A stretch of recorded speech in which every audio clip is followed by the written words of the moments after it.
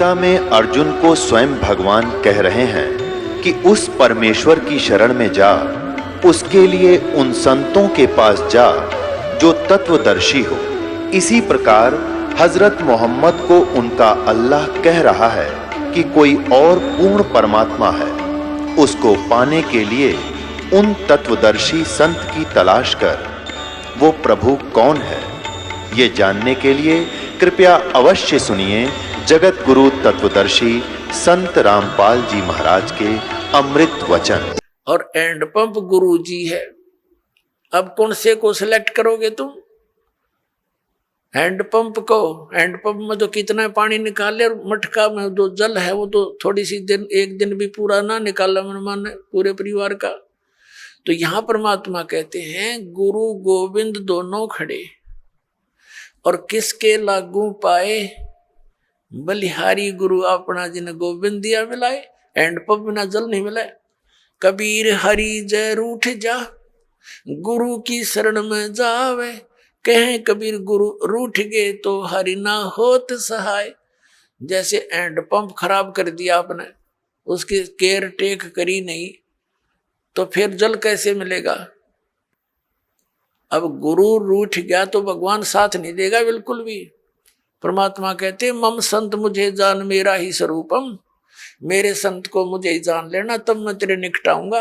नहीं तो परमात्मा ये सोचते हैं जैसे जैसा व्यवहार आप इस दास के साथ करते हो और जो सोच इस दास के प्रति रखते हो, तो परमात्मा ये वो करते हैं, निरीक्षण करते हैं, जांच करते हैं कि यदि इस दास के स्थान पर वो मालिक विराजमान होते तो आप जी ऐसा ही व्यवहार करते। क्योंकि परमात्मा एक धारणक रूप में रहा करते, ऐसी क्रिया करते थे जैसे आप जी करते हो। और वो शूद्र वर्ण में जैसे महर्षि रामानंद पंडित जी बड़े विद्वान माने जाते थे, और परमात्मा उनको इस काल के जाल से निकालना चाहते थे। 5 वर्ष के बालक रूप में परमात्मा अपनी लीला में शरीर दिखा रहे थे। रामानंद जी का एक शिष्य था, उस शिष्य को परमात्मा ने एक प्रश्न किया था कि तुम विष्णु जी को सर्वेश्वर बताते हो, इनका तो जन्म मृत्यु होता है, पुराणों में ऐसा लिखा है। जिस बात से क्षुब्ध होकर के उस रामानंद जी के शिष्य ने परमेश्वर कबीर जी से कहा था, क्या तूने दीक्षा ले रखी है? तूने पुराणों का ज्ञान कहाँ से हुआ? परमात्मा ने कहा कबीर जी ने कि मैंने दीक्षा ले रखी है, गुरु बना रखा है, जो तेरा गुरु जी है वही मेरा गुरु जी है। उस समय केवल ब्राह्मणों को दीक्षा देते थे, उन्हीं को भक्ति का अधिकारी मानते थे, अन्य को तो टोटके टाटके बता कर उन महाराज जी रखा करते थे, और कथा सुना सुना कर उनसे चंदा अपना वो लेते थे दान। इस बात से अक्षुब्ध होकर के तूने एक शूद्र होकर मेरे गुरु जी की बेइज्जती कर दी है, एक पंडित को अपना गुरु बताया है। रामानंद जी से कंप्लेंट की गई, कबीर परमात्मा को वहां बुला लिया गया। बहुत से श्रोता वहां विराजमान थे। रामानंद जी ने पहले तो प्रश्न उत्तर किए, तू कौन है, तेरा क्या नाम है? परमात्मा ने कहा था, सुन रामानंद राम में हम बावन नरसिंह। और फिर कहा था, ए स्वामी सृष्टा में सृष्टि हमारे तीर, दास गरीब अदर बसु मेरा मैं अवगत सत कबीर। रामानंद जी से कहा था कि ए रामानंद जी, मैं सारी सृष्टि का रचनहार हूं और ऊपर सतलोक में रहता हूं, मैं पूर्ण परमात्मा हूं। इस बात से दुख मान गया रामानंद जी। बहुत सी गाली गलौज किया परमात्मा के प्रति कि तू नीच जात का है, छोटी जाति, ऊंचा मुंह बातें करता है, तो कुजात है, तेरे माँ का पता ना पिता का पता, पता नहीं कहाँ मिला था। इस तरह की ऊंची मंदी बातें कही, और परमात्मा खुश होकर खड़े रहे।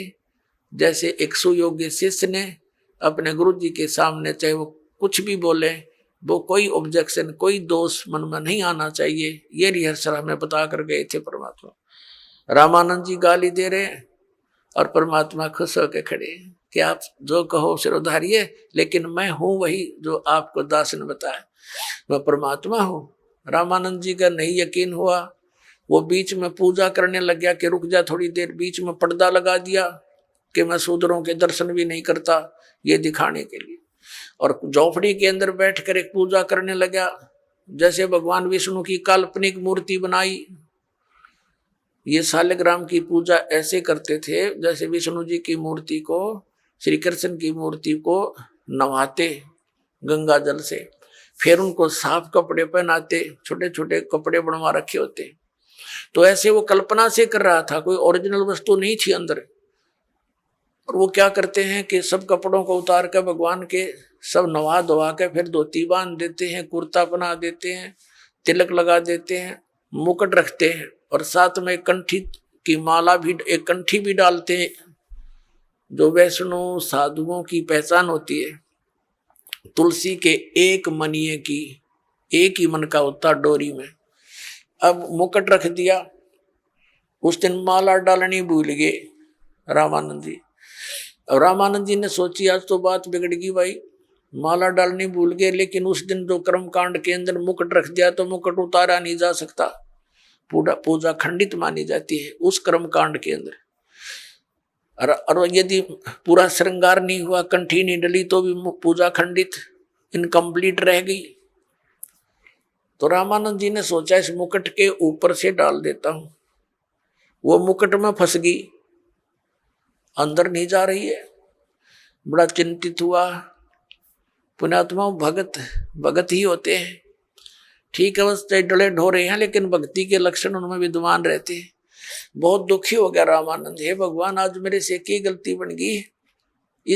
इतने जीवन में 104 वर्ष का हो गया, 16 वर्ष की आयु में लगा था आपके चरणों में, आज तक ऐसी भूल नहीं बनी थी। हे परमात्मा कोई गलती हो तो माफ करना।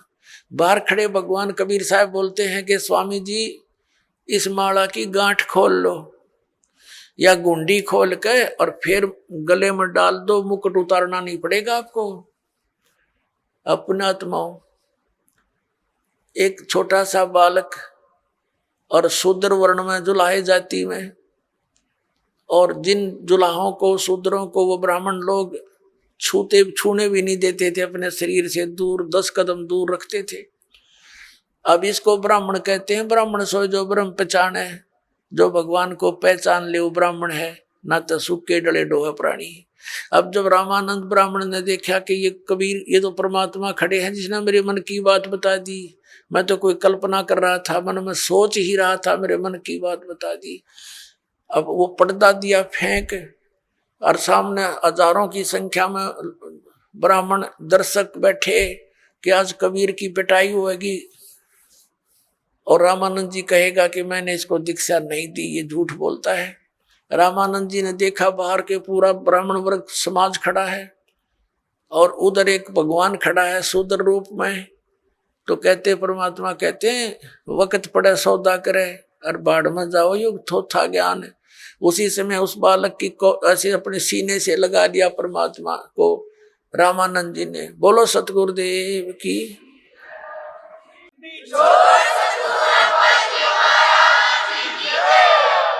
और जो ऐसे अपने शरीर परमात्मा को सीने से लगाया तो इतना नरम शरीर था परमात्मा का जैसे रुई रबड़ होता है, क्योंकि उनका शरीर शुक्रम अकायम असनाविरम है। परमात्मा का शरीर हमारे जैसा 5 तत्वों से बना हुआ नहीं है। जैसे यजुर्वेद अध्याय नंबर 40 के मंत्र 8 में लिखा है, कबीर मनीषी शुक्रम अकायम असनाविरम स्वयंभू। वो स्वयं प्रकट हुआ होता होने वाला परमात्मा है, स्वयंभू है, उसका कोई कर्ता नहीं, वो स्वयं बना है, अपना आप ही है, समझो स्वयंभू का अर्थ। और उसका शरीर असनाविरम, या अडचाम का पुतला नहीं। तब रामानंद जी ने कहा था, मन की पूजा तुम लखी, ये मुकुट माल प्रवेश, गरीब दास गति कौन लखे, तेरा कौन वर्ण के भेख। ओए होए। अब रामानंद जी कहते हैं भगवान आप तो परमात्मा हो और आपको कैसे पहचान सके हमारे जैसे जीव सत्र के व्यक्ति।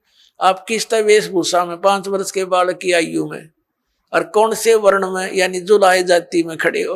आपको भगवान कैसे माने हम, ये जीव कैसे समझ सकेंगे परमात्मा, मेरी तो आपने भ्रम निवारण कर दिया।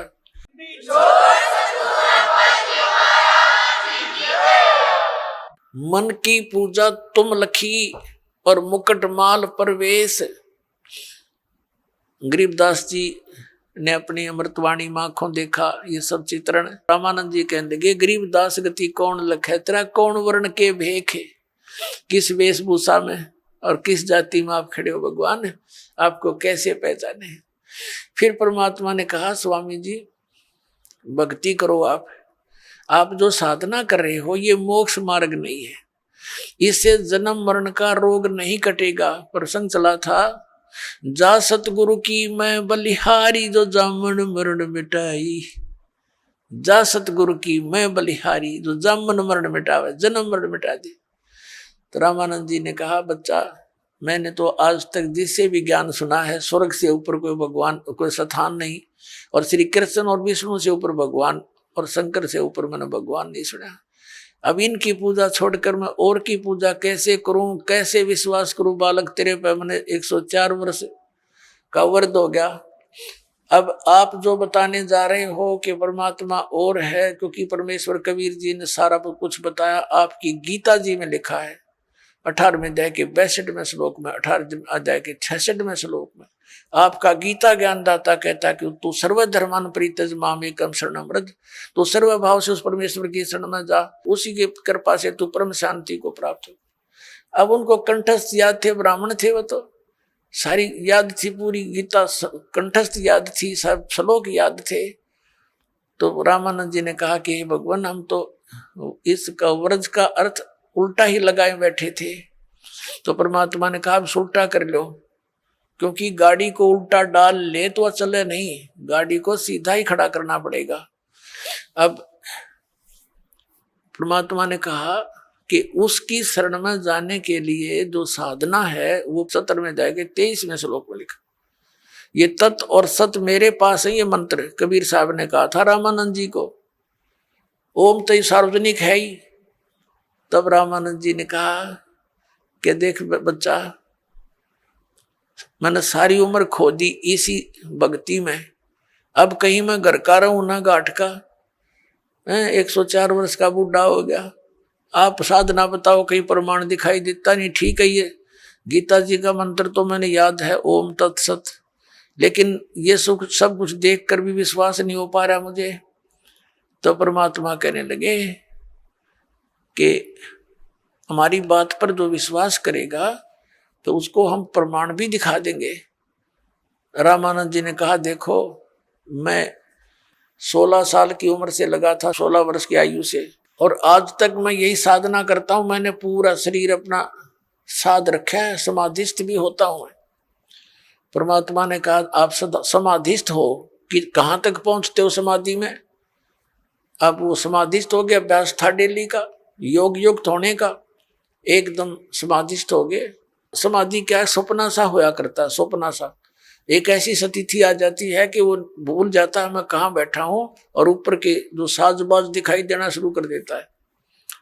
तो परमात्मा उनके साथ साथ जा रहे हैं। रामानंद जी पहुंच गए, आगे त्रिकुटी पर पहुंच जाता है प्राणी। है ओम नाम के जाप का साधक त्रिकुटी पर जाता है। वैसे भी जो अन्य साधना करते हैं वो भी जो धर्मी पुरुष होते हैं वो सीधे त्रिकुटी पर ही पहुंचते हैं। वहां से फिर 3 रास्ते बन जाते हैं। परमात्मा ने कहा कि यहाँ आगे कहाँ जाओगे स्वामी जी, समाधि दशा में बातें हो रही, जैसे स्वप्न में होते हैं। अब रामानंद जी कहता आगे मुझे पता नहीं, मैं तो यहीं तक पहुंच पाता हूँ। तब परमात्मा ने कहा कि ये जो लेफ्ट साइड का रास्ता है ना, ये जाता पहले धर्मराज के दरबार में। ये पूरी नो सोच ले सेक्रेटरीट है ये पूरा। जब आपकी मृत्यु होगी तभी जा सकोगे, आगे पहले नहीं जा सकते वहां। तो वहां आपका अकाउंट होगा, आपने जिस भी देव की पूजा कर रखी है उसी के लोक में आपको भेज दिया जाएगा। तो ऐसे ही सबका अकाउंट यहाँ होकर के फिर उन अन्य स्थानों पर भेजा जाता है। राइट साइड के अंदर ये 88,000 खेड़े हैं और ये दूसरे टाइप के व्यक्ति इधर भेजे जाते हैं। और सामने जो है ये ब्रह्मरंध्र है, सामने का जो है ये तुम्हारे किसी मंत्र से नहीं खुल सकता, ये ब्रह्मलोक को जाता है। आपके पास जो मंत्र हैं आप जाप करते हो, ओम नमः शिवाय या ओम भगवते वासुदेव या हरे राम कृष्ण राधे श्याम, इन करके जाप देख लो आप। रामानंद जी ने सारा कुछ कर लिया लेकिन वो गेट नहीं खुला। तो परमात्मा ने कहा मैं खोलूं मेरे सतनाम से। परमात्मा ने कहा देख कि मैं सिमरण करता हूं सतनाम का। वो तो मालिक थे। सुमन किया, एकदम सामने का गेट न पट दे ही खुल गया। अकाज है मेरे साथ। उनके अब अंदर जाते ही ऑटोमेटिक ही फिल्म बंद हो गया।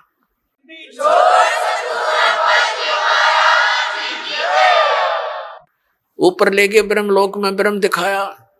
ये अपने पुत्र का रूप धारण करके किसी कभी ब्रह्मा रूप धारण कर लेता है, कभी विष्णु कभी शिव जी। इससे आगे फिर ले गया इसके 21वें ब्रह्मांड में तपस्या दिखाई, जहां ये भून कर 1 लाख प्राणियों को खाता है। फिर परमात्मा परब्रह्म के लोक में यानी 11वें द्वार से पार करके परब्रह्म के लोक में प्रवेश किया।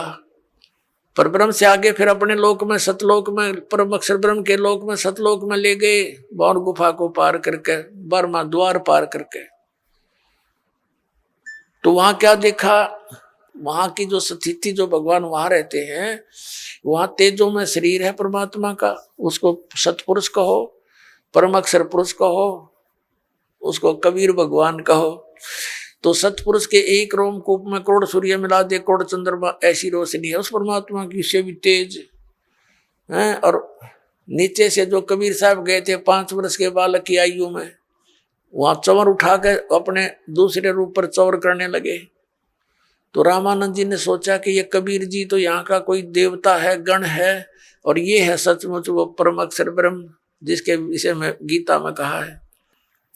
तो उसी समय वो सोच ही रहे थे, वो तेजो में शरीर जो तख्त पर, तख्त माने सिंहासन, तख्त का अर्थ कोई यूं नहीं है लकड़ी का तख्त पर बैठे, यानी अनंत कोट ब्रह्मांड के कंट्रोलर के सिंहासन पर विराजमान है। वहां से खड़े हुए और चवर ले लिया परमात्मा से 5 वर्ष के बालक से, और 5 वर्ष का बालक बैठ गया उस अनंत कोट ब्रह्मांड के सिंहासन के रूप पर, सिंहासन के ऊपर कबीर रूप में। और वो तेजो में शरीर परमात्मा कबीर जी 5 वर्ष के बालक पर एक सेवक की तरह ऐसे सेवा करने लगे चंवर से। रामानंद जी सोच ही रहे थे कि ये क्या चक्कर हो रहा है, छोटा सा बालक कबीर जुलाहा, और ये इस पर यूं भगवान चंवर करता। इतने में तेजो में शरीर परमात्मा का जो था वो कबीर 5 वर्ष के बालक में समावेश कर गया। अकेले कबीर जी बैठे रह गए 5 वर्ष के बालक। तब रामानंद जी से कहा परमात्मा ने कि Swami ji I am God, मैं परमात्मा हूं और तुम मेरे बच्चे हो, वहां काल के जाल में हो, देख झांक कर उस नरक में जहां तुम रह रहे हो। रामानंद जी ने नीचे देखा तो तेरे की यहाँ तो ऐसे दिखे जैसे कीड़े मकोड़े चल रहे होते इस नरक में। इसका सारे जो यहाँ के राष्ट्रपति और प्रधानमंत्री चाहे सब कुछ हो, वो सतलोक की तुलना में ऐसा गंध दिखाई देता है।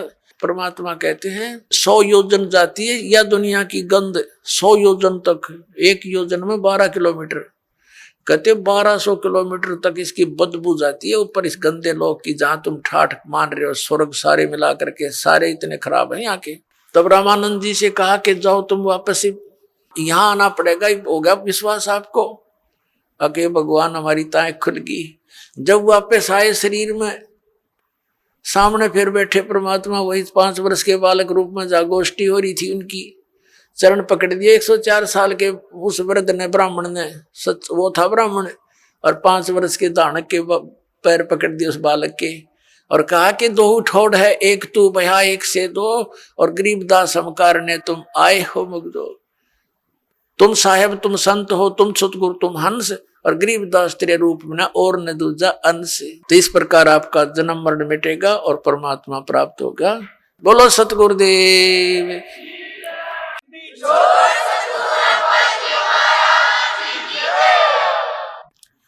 परम पिता परमात्मा पूर्ण ब्रह्म सारी सृष्टि के रचनहार कबीर परमेश्वर जी की असीम कृपा से पुण्यात्माओं आपको इस सत्संग सुनने का सुअवसर प्राप्त हुआ। सत्संग के अंदर बहुत ही पुण्यकर्मी प्राणी आते हैं, जो युगों युगों से परमात्मा प्राप्ति का प्रयत्न करते आ रहे हैं। साधुओं से ती मस्करी और चोरों नाल खुशहाल, ये मल अखाड़ा जीतेंगे, युगों युगों के माल है। इस परमात्मा के खाड़े में, परमात्मा प्राप्ति वाले अखाड़े में, अर्थात इस प्ले ग्राउंड में, खेल के मैदान में वही विजयी होंगे जो पिछले जन्म जन्मांतर से परमात्मा की एक्सरसाइज करते हुए आ रहे हैं और भक्ति धन संग्रहित करके उनके अंदर परमात्मा की आस्था शेष है। परमात्मा प्राप्ति के लिए हमें किस आधार की आवश्यकता है? उसके लिए हमें सबसे पहले ये विश्वास होना चाहिए कि जो साधना हम कर रहे हैं ये मोक्ष प्राप्ति की है। पुण्यात्माओं, परमात्मा ने स्वयं आकर ज्ञान दिया है कि जग सारा रोगिया रे, जिन सतगुरु वैद न जाण्या, जग सारा रोगिया रे। भाई, जन्म मरण का रोग लगा है, तृष्णा बडरी खांसी। जन्म मरण का रोग लगा है, तृष्णा बडरी खांसी। आवागमन की डोर गले में, पड़ी काल की फांसी। जग सारा रोगिया रे, जिन सतगुरु वैद न जाण्या, जग सारा रोगिया रे। जग सारा रोगिया रे, जिन सतगुरु वैद न जाण्या, जग सारा रोगिया रे। भाई, देखा देखी गुरु शिष्य बन गे, किया न तत्व विचारा। देखा देखी गुरु शिष्य बन गे, किया न तत्व विचारा। गुरु शिष्य दोनों के सिर पे यू काल ठोके पंजारा। जग सारा रोगिया रे, जिन सतगुरु वैद न जाण्या, जग सारा रोगिया रे। जग सारा रोगिया रे, जिन सतगुरु वैद न जाण्या, जग सारा रोगिया रे। भाई, जन्म मरण का रोग लगा है, या तृष्णा बडरी खांसी।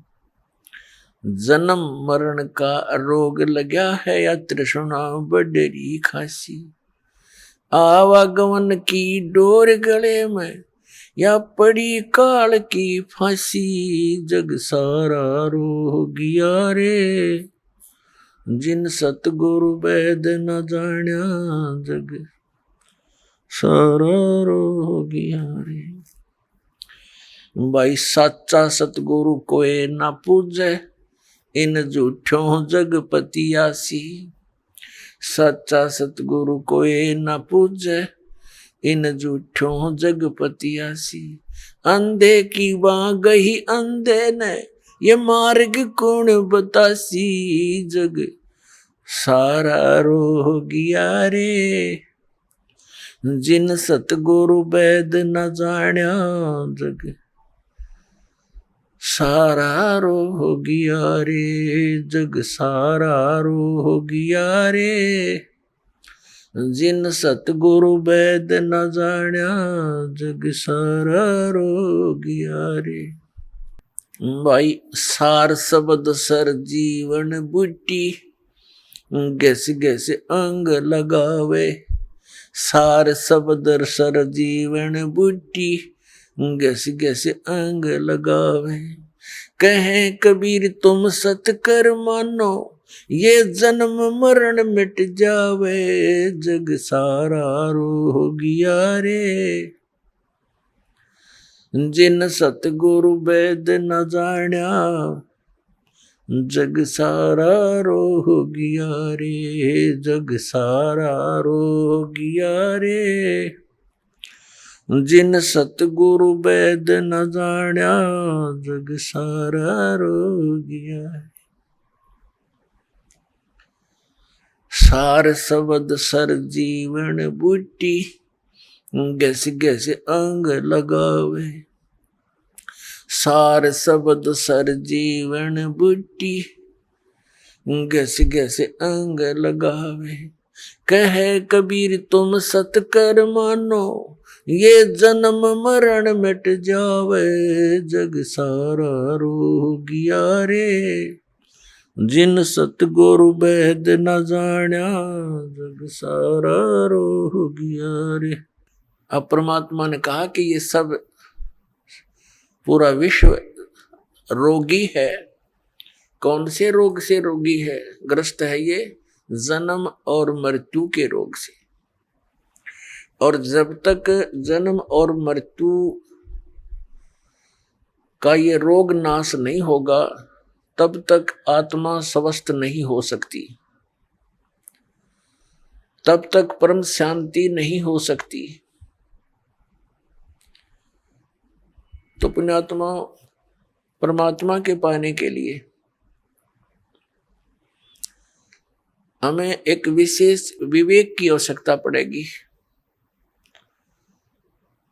उसके अंदर हमें सबसे पहले कौन सी वस्तु को आधार मानना पड़ेगा?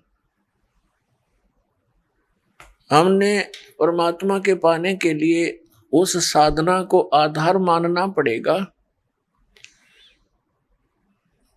जिस साधना को करके जिन महापुरुषों को हम अमर मानते हैं कि जो संत जो महापुरुष मुक्त हुए हैं उन्होंने कौन सी साधनाएं की, कौन सी भक्ति की और उन्होंने कौन परमात्मा बताया। फिर तो बात सब संशय खत्म हो जाती है, बात ही समाप्त हो जाती है। हमारे अंदर जो शंकाएं थी वो नष्ट हो जाएंगी। उसके साथ साथ जो उन महापुरुषों ने साधनाएं की और वो मुक्त हुए, उसके साथ साथ फिर उनका कुछ संकेत, कुछ विवरण हमारे सदग्रंथों में भी विद्यमान है, तो भी हम उसको समर्थन मानेंगे। जैसा कि आज सुबह के सत्संग में आपको बताया था, 5 वेद हैं, ये प्रमाणित ग्रंथ हैं। ऋग्वेद, सामवेद, यजुर्वेद, अथर्ववेद, ये तो वेल नोन है। और 5वां जो सूक्ष्म वेद है वो परमेश्वर ने स्वयं आकर के बोला है अपने मुख कमल से। उसके विषय में श्रीमद् भगवत गीता अध्याय नंबर 4 के श्लोक नंबर 32 में प्रमाणित किया है। गीता ज्ञानदाता कहता है कि जैसा कि मैंने अभी आपको गीता अध्याय नंबर 4 के श्लोक 25 से लेकर 30 तक में वर्णन किया कि कोई तो देवताओं की पूजा करता है, कोई केवल हवन यज्ञ करता है, कोई योग अभ्यास आसन ही करता है, कोई स्वाध्याय करता है, और ये सभी अपनी अपनी साधनाओं को पाप नाशक जानते हैं, क्योंकि पाप नाश हुए बिना भगवान मिले नहीं। निर्मल होकर ही परमात्मा प्राप्ति होगी। तो भावार्थ ये है कि वो सभी इसलिए अपनी अपनी साधनाओं को श्रेष्ठ मानकर कर रहे हैं कि उनको वो उचित मान रहे हैं, पाप नाशक मानते हैं। फिर गीता ज्ञानदाता कहता चौथे अध्याय के 32वें श्लोक में कि इस प्रकार की विस्तार के साथ यज्ञ अर्थात धार्मिक अनुष्ठानों की जानकारी ब्रह्मणे मुखे, यहां गीता अनुवादकर्ताओं ने बेईमानी कर रखी है। ब्रह्मणे मुखे का अर्थ कर रखा है वेद की वाणी। वेद वाला ज्ञान तो वो गीता ज्ञान दाता बोल ही रहा है और उससे वो हटकर बता रहा है कि सच्चिदानंद घन ब्रह्म की वाणी में विस्तार के साथ कही गई है। अब श्रीमद् भगवत गीता अध्याय नंबर 17 के श्लोक नंबर 23 में ये ब्रह्मणे शब्द है, जो चौथे अध्याय के 32वें श्लोक में ब्रह्मणे मुखे शब्द है, वहां भी ब्रह्मणे शब्द है। तो वहां इनकी नीत साफ थी अनुवादकर्ताओं की। इन्होंने वहां पर ब्रह्मणे का अर्थ कर दिया सच्चिदानंद घन ब्रह्म, जो इसका असली अर्थ है। और यहाँ चौथे अध्याय के 32वें श्लोक में ये डंडी मार गए, क्योंकि इनको ज्ञान था नहीं, बेईमानी कर गए। यहां लिख दिया वेद की वाणी, यहां भी लिखना था सच्चिदानंद घन ब्रह्म की वाणी में। आपको दिखाते हैं श्रीमद् भगवत गीता पदछेद अन्वय साधारण भाषा टीका सहित। ये गीता प्रेस गोरखपुर से प्रकाशित है, जयदयाल गोविंद का इसके अनुवादक है। ये अध्याय नंबर 4 है श्रीमद् भगवत गीता का। ये 25 में क्या कहा है? दूसरे योगीजन देवताओं के पूजन रूप यज्ञ का यानी धार्मिक अनुष्ठान का बलि प्रतिपाती अनुष्ठान किया करते हैं। पर उपासते माने पूजा करते हैं, ये उपासते माने पूजा करते हैं। और अन्य ब्रह्म अग्नौ यानी ब्रह्म परब्रह्म नहीं, इस काल की साधना तक सीमित है, आत्म रूप यज्ञ का हवन किया करते हैं। और 26वां अन्य श्रोत्रादि समस्त इंद्रियों को संयम रूप अग्नियों में हवन किया करते हैं, यानी कुछ अपने इन कान आदि रोक राख कर ये क्रियाएं करते रहते हैं। दूसरे योगीजन शब्द आदि शब्द स्पर्श रूप रसगंध इन समस्त विषयों को इंद्रिय रूप अग्नि में हवन किया करते हैं, यानी अपने संयम साधना में लगे रहते हैं। दूसरे योगीजन इंद्रियों की संपूर्ण क्रियाओं को और प्राणों की समस्त क्रियाओं को, श्वासों की, प्राण माने श्वासों की, ज्ञान से प्रकाशित आत्म संयम रूप योग रूप अग्नि में हवन किया करते हैं। हवन माने साधना करते हैं। और कई पुरुष द्रव्य संबंधी यज्ञ करने वाले हैं, यानी द्रव्य संबंधी माने धन से होने वाला। जैसे कोई भंडारा कर दिया, कितने कंबल बांट दिए, और कहीं कोई धर्मशाला बनवा दी, कोई मंदिर बनवा दिया, इस तरह कितने भंडारे कर दिए। इस तरह कहते हैं कुछ एक इस प्रकार की साधना करके संतुष्ट है कि हमने बहुत कुछ कर लिया। द्रव्य संबंधी यज्ञ, द्रव्य माने धन से होने वाली करने वाले कितने ही तपस्या रूप यज्ञ करते हैं, कई तपस्या ही करते हैं, अनुष्ठान करते तपस्याओं का। दूसरे योग करते हैं, योग अभ्यास यानी पेट घुमा दिया कि ऊपर न पैर नीचे न सिर कर ली, इस तरह की क्रियाओं से ही वो अपने आप को संतुष्ट मानते हैं।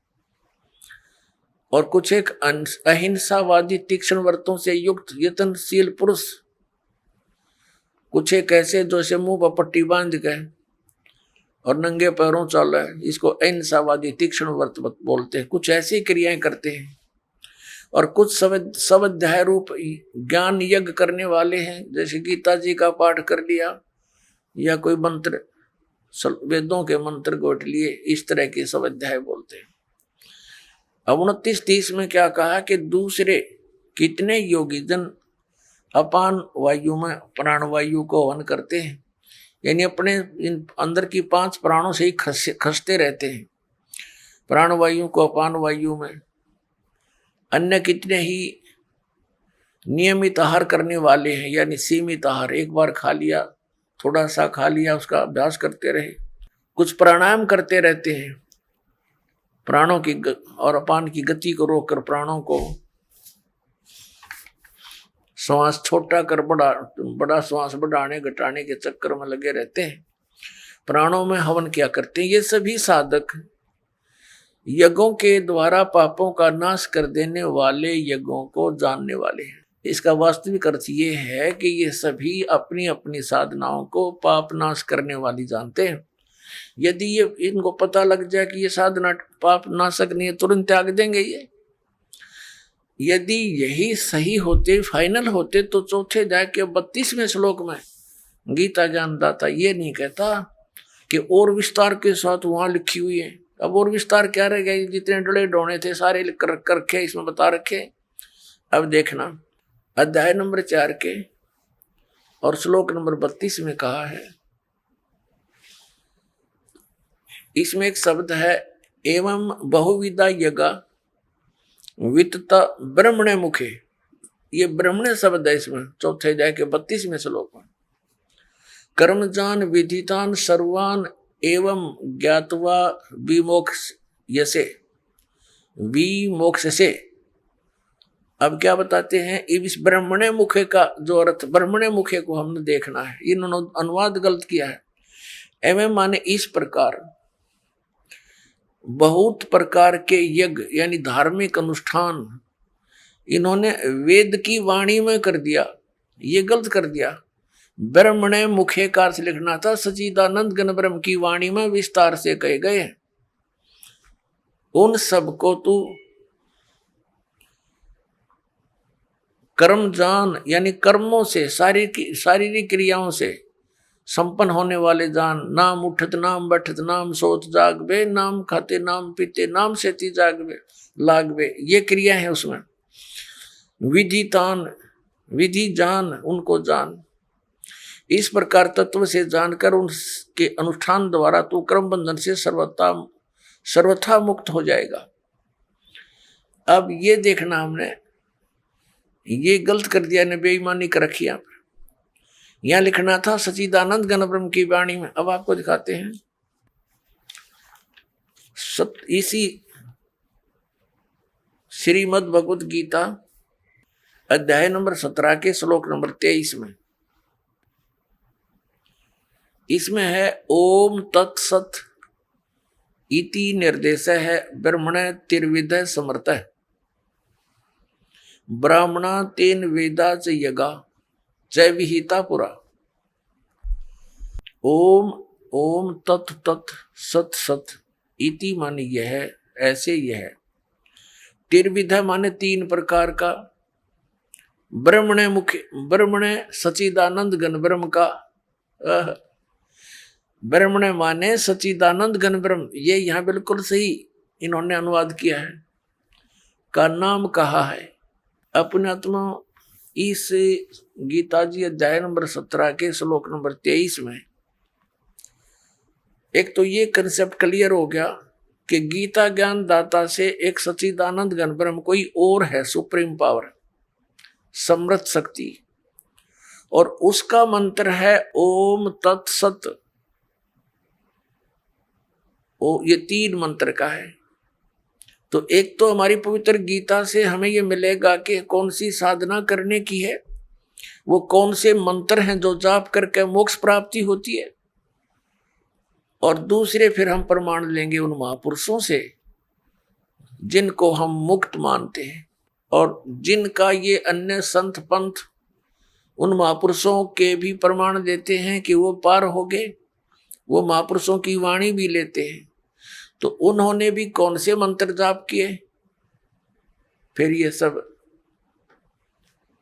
रास्ता साफ हो जाएगा, शंका समाप्त हो जाएगी।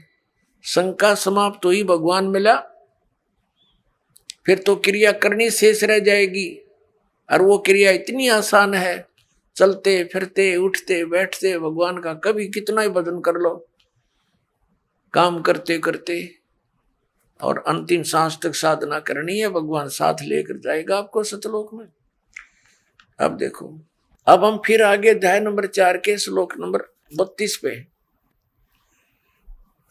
अब इसमें है, इस प्रकार बहुत प्रकार के यज्ञ माने धार्मिक अनुष्ठानों की जानकारी ब्रह्मणे मुखे, यहां लिखा गया सच्चिदानंद घन ब्रह्म की वाणी में विस्तार के साथ कहे गए हैं।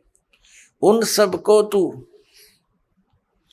कर्म जान, यानी शारीरिक क्रियाओं द्वारा संपन्न होने वाले जान। इस प्रकार तत्व से जानकर उनके अनुष्ठान द्वारा कर्म बंधन से सर्वथा मुक्त हो जाएगा। इस अध्याय नंबर गीता अध्याय नंबर 4 के श्लोक नंबर 32 का सारांश है कि गीता ज्ञानदाता कह रहा है कि एक सच्चिदानंद घन ब्रह्म की वाणी में, जो उस सच्चिदानंद घन ब्रह्म ने यानी परम अक्षर ब्रह्म ने, पूर्ण परमात्मा ने आकर अपने मुख कमल से जो ज्ञान दिया है, वो वाणी मुखे, मुखे माने मुख कमल से उच्चरित वाणी में, मुख से बोले गए उस ज्ञान में वो विस्तार के साथ कहा गया। और उसको जानने के बाद फिर पूर्ण रूप से सभी प्रकार से तो सब कर्मों से मुक्त हो जाएगा। अपनात्मा ये तत्व ज्ञान है जो सच्चिदानंद घन ब्रह्म की वाणी है। ये सूक्ष्म वेद है, 5वां वेद है, और जिसके विषय में गीता ज्ञान दाता अनभिज्ञ है, कहते उसकी वो जानकारी तो कोई उसका रिप्रेजेंटेटिव सच्चिदानंद घन ब्रह्म का जो दास होगा, उससे परिचित जो संत होगा, वो बतावेगा। उसके लिए चौथे अध्याय के 34वें श्लोक में कहा कि उस तत्व ज्ञान को जो सच्चिदानंद घन ब्रह्म की वाणी में है, जिसको परमात्मा ने, सच्चिदानंद घन ब्रह्म ने, परम अक्षर ब्रह्म ने, सतपुरुष ने स्वयं आकर के बोला है, वो तत्व ज्ञान है। उस ज्ञान को तू तत्वदर्शी संतों के पास जाकर समझ। ये देखिएगा चौथे अध्याय का 34वां श्लोक। उस ज्ञान को जो सच्चिदानंद घन ब्रह्म ने स्वयं आकर के बोला है, उस ज्ञान को, उस तत्व ज्ञान को तू तत्वदर्शी ज्ञानियों के पास जाकर समझ। उनको भली भांति दंडवत प्रणाम करने से, उनकी सेवा करने से और कपट छोड़कर सरलता पूर्वक प्रसन्न करने से वे परमात्म तत्व को भली भांति जानने वाले ज्ञानी महात्मा तुझे तत्व ज्ञान का उपदेश करेंगे। अपने आत्माओं कितना कंसेप्ट क्लियर कर दिया। गीता ज्ञान दाता अपने से अन्य कोई परम अक्षर ब्रह्म के विषय में कह रहा है कि वो सच्चिदानंद घन ब्रह्म आकर के अपने मुख कमल से ज्ञान देता है, और वो तत्व ज्ञान है। उस तत्व ज्ञान को तू तत्वदर्शी संतों के पास जाकर समझ। उनको दंडवत प्रणाम करने से, विनम्र भाव से प्रसन्न करने से वो तत्वदर्शी संत ज्ञानी महात्मा तुझे उस तत्व ज्ञान का उपदेश करेगी। इससे सिद्ध है कि गीता ज्ञान दाता उस ज्ञान के विषय में नहीं जानता, नहीं तो ये लिखने और कहने की आवश्यकता ही नहीं थी। ये कह देता कि अगले अध्याय में लिखता हूं, उसमें पढ़ ले, इतनी सी बात थी। ये नहीं जानता, इसने उस ज्ञान को, 5वें वेद को नष्ट कर दिया था, और उसको प्रदान करने के लिए परमात्मा स्वयं आते हैं। अपने आत्माओं यहाँ एक कंसेप्ट और क्लियर करेंगे। गीता ज्ञान दाता कहता है, अब उसकी पहचान भी बताता है कि वो तत्वदर्शी संत होगा कैसा। श्रीमद् भगवत गीता अध्याय नंबर 15 के श्लोक नंबर 1 में तत्वदर्शी संत की पहचान बताई है। क्या बताया है कि ये एक संसार रूपी उल्टा लटका हुआ वृक्ष समझो, पूरा विश्व सब ब्रह्मांडों समेत, और जिसकी ऊपर को जड़ है, नीचे को तीनों गुण रूपी शाखा है। श्रीमद् भगवत गीता अध्याय नंबर 15 के श्लोक नंबर 1 से लेकर 4 में ये स्पष्ट किया है, इस उल्टे लटके हुए संसार रूपी वृक्ष की जानकारी दी है। अब आपको ये उल्टा लटका हुआ संसार रूपी वृक्ष दिखाते हैं, फिर आसानी से जो दास सब सदग्रंथों से रूबरू करने जा रहा है आपको आसानी से समझ जाएंगे। देखिएगा, ये समझो एक संसार रूपी वृक्ष है पूरा।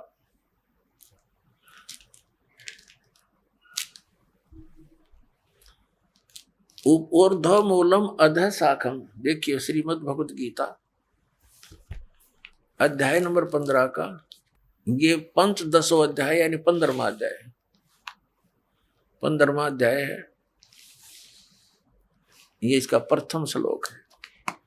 इसमें कहा कि ऊर्ध्व मूलम अधः शाखम अश्वत्थम प्राहु अव्यम छंदासी यस्य पर्णानि ये तम वेद स वेदवित्।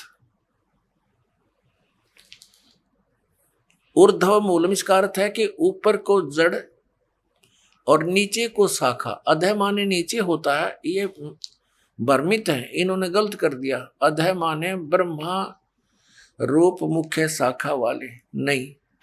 ये दूसरा अध्याय में 15वें अध्याय के दूसरे श्लोक में 2 बार अधः है, अधः अधः। इसका अनुवाद इन्होंने इसके अगले पृष्ठ पे किया है। अधः माने नीचे, अधः माने नीचे, अधः माने नीचे, ऊर्ध्व माने ऊपर, अधः माने नीचे, अधः माने नीचे। तो हम यहाँ इसको शुद्ध कर लेंगे, इन्होंने गड़बड़ कर दी थोड़ी सी, ये बेईमानी करके जान के समझ में ना आई। अब हम फिर 15वें अध्याय के प्रथम मंत्र में फिर आगे हैं। ऊर्ध्व मूलम ऊपर को जड़ और अधः शाखम नीचे को शाखा वाला, अश्वत्थम प्राहु अव्यम ये संसार रूपी पीपल का अविनाशी वृक्ष कहा है। छंदासी यस्य पर्णानि इसके जो पत्ते आदि जो हैं इसके छंद हैं, विभाग हैं, पार्ट हैं। ये तम वेद उन सभी भागों को जो जानता है, तम उस अज्ञान अंधकार में छपे हुए उन सब विभागों को जानता है। स वेदवित् वह वेद के तात्पर्य को जानने वाला है, अर्थात वो तत्वदर्शी संत है। ये देखिएगा, आदि पुरुष परमेश्वर रूप मूल वाले, ये भाव कहने का ये है कि ऊपर को जो जड़ है ये वाली, ये ऊपर को जो जड़ है ये तो समझो ऊर्ध्व मूलम तो है आदि पुरुष परमेश्वर यानी परम अक्षर ब्रह्म, ये तो है वो सच्चिदानंद घर ब्रह्म समझो ये जड़ें तो। और ये तना अक्षर पुरुष, ये परम अक्षर पुरुष, ये तना अक्षर पुरुष। ये देखिएगा, ये पूर्ण ब्रह्म कहो, परमेश्वर कहो, परम अक्षर ब्रह्म कहो या सच्चिदानंद घन ब्रह्म कहो, ये जड़ें हैं। जैसे ये जड़, ओनली जड़, और फिर इसके बाहर जो जमीन से बाहर दिखाई देता है इसको पेड़ बोलते हैं। गीता ज्ञान दाता ने केवल इतना ही कहा कि ऊर्ध्व मूलम ऊपर को जड़ और नीचे को शाखा वाला, ये संसार रूपी पीपल का वृक्ष कहा है। और जो संत इसके सभी छंद यानी विभागों को जानता है, स वेदवित् वो तत्वदर्शी संत है। परमेश्वर कबीर जी ने 600 वर्ष पहले आकर कहा था, तत्वदर्शी संत की भूमिका बताई थी अपने सच्चिदानंद घन ब्रह्म की वाणी में अपने मुख कमल से बोलकर। वो ऐसी ही लीला करता है, वेद भी प्रमाण देते। 600 वर्ष पहले लगभग परमात्मा ने बताया था कि अक्षर पुरुष एक पेड़ है जो जमीन से बाहर दिखाई देता, उसको वृक्ष बोलते। अक्षर पुरुष एक वृक्ष है और सरपुरुष वा की डार, जिसको निरंजन भी कहा, ज्योति निरंजन। आइए अब हम उन श्रद्धालुओं के अनुभव जानते हैं जो जगत गुरु तत्वदर्शी संत रामपाल जी महाराज जी से दीक्षा प्राप्त कर चुके हैं तथा उनके द्वारा बताए गए भक्ति मार्ग पर चल रहे हैं। सर नमस्कार। नमस्कार सर जी। सर क्या नाम है आपका? हरचरण राय कुमार जी। सर कहाँ से आए आप? मेरा गांव ग्राम टोड़ी है और तहसील पृथ्वीपुर है, जिला निवाड़ी, मध्य प्रदेश से हूँ जी। सर संत रामपाल जी महाराज की शरण में आने से पहले आप क्या भक्ति साधना करते थे? सर मैं संत रामपाल जी महाराज की शरण में आने से पहले पितृ पूजा है और ब्रह्मा विष्णु महेश की साधना है, यही सब जो हमारे परिवार में होती थी उसी के आधार पर मैं करता रहता था। सर, आपने अपने जीवन में देव देवताओं की भक्ति की है और जो पारंपरिक पूजाएं हैं वो सभी प्रकार की पूजाएं भी आपने की है, तो आपका संत रामपाल जी महाराज से नाम दीक्षा लेने का क्या कारण रहा? सर, संत रामपाल जी महाराज की शरण में जाने की वजह मेरी यही थी कि मैं जो पहले जो साधना कर रहा था, बचपन से ही साधना कर रहा था, लेकिन मेरी जो घर की समस्या थी, मेरी शारीरिक समस्या थी, ये बिल्कुल दर बढ़ती जा रही थी इनकी। पहले मेरी समस्या ये थी कि मेरे जो 2003 से मेरे दोनों किडनियों में पथरी थी और मैंने सभी डॉक्टरों के पास दिखाया और मेरा वजन भी मतलब 35 किलो बचा था। मेरे जो शरीर भी बिल्कुल चलने लायक भी नहीं बचा था। इसके बाद जो सांसारिक पूजा पद्धति है वो सब करवा ली थी, लेकिन मुझे किसी प्रकार से लाभ नहीं मिल रहा था।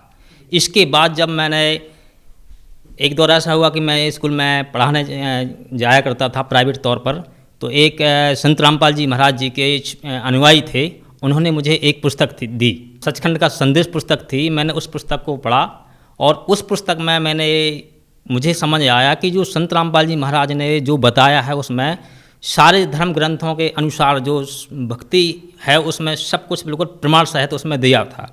तो मुझे ये कि यदि हम सभी सदग्रंथों के अनुसार जो पूर्ण परमात्मा की भक्ति करेंगे तो हमें आध्यात्मिक लाभ और शारीरिक लाभ उससे बिल्कुल एज मिलेंगे।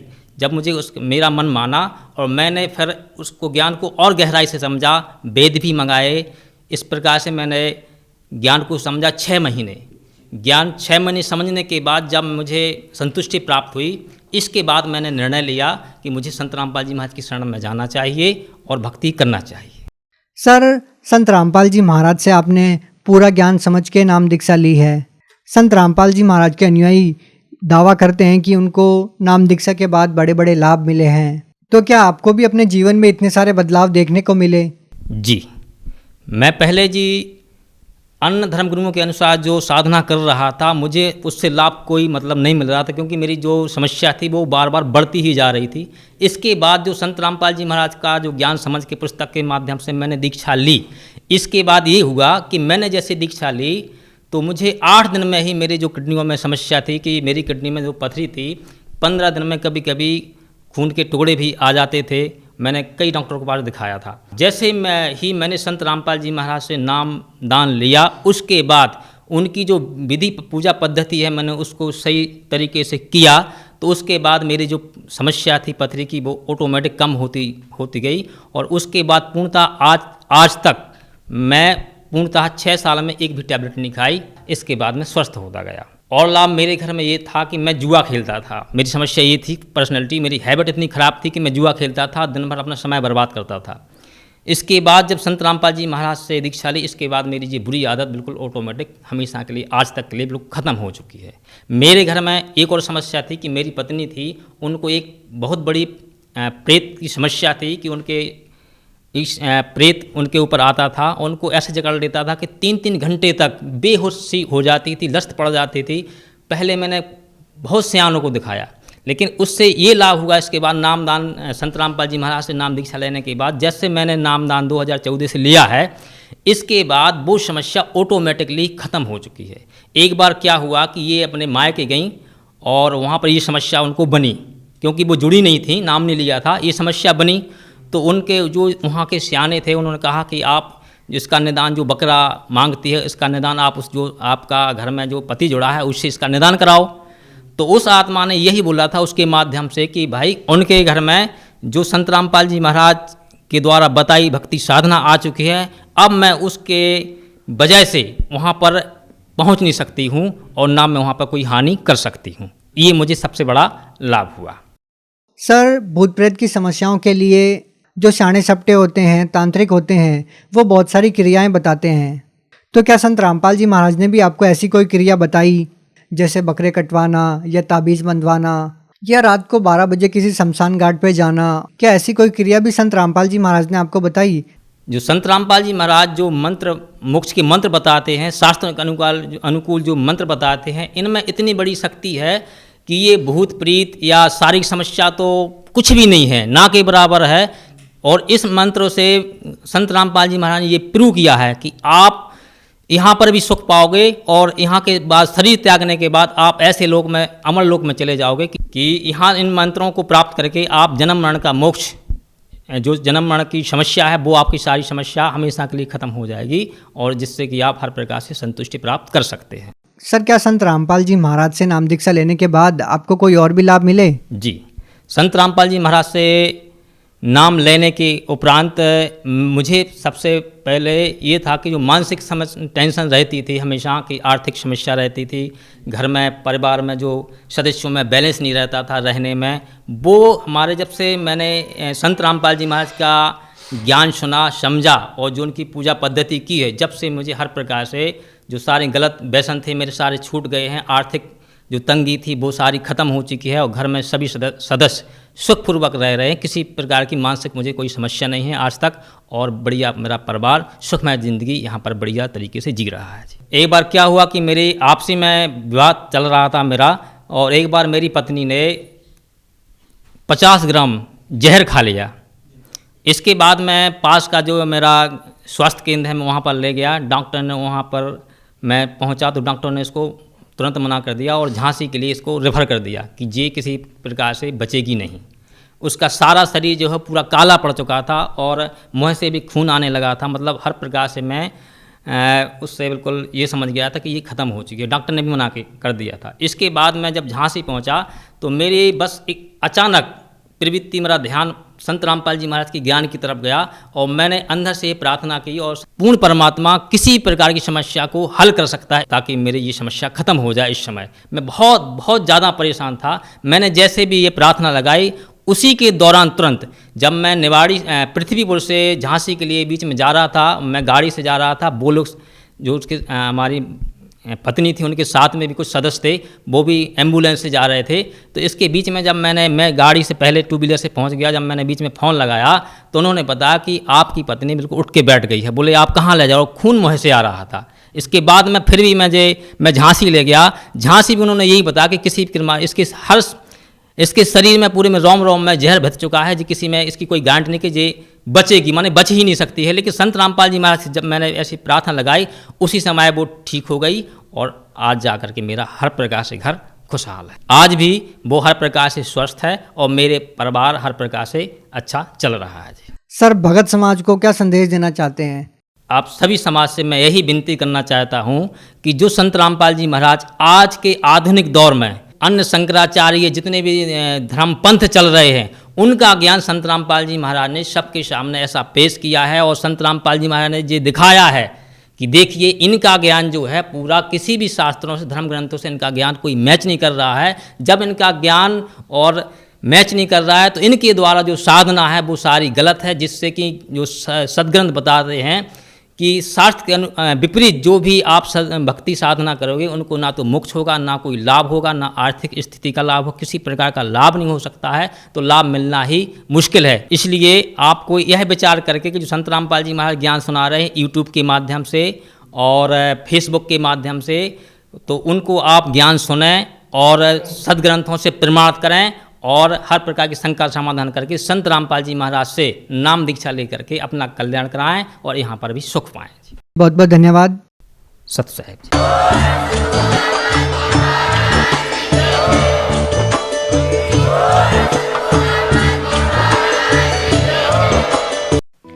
आप सुन रहे थे जगत गुरु तत्वदर्शी संत रामपाल जी महाराज के मंगल प्रवचन। अधिक जानकारी के लिए संपर्क करें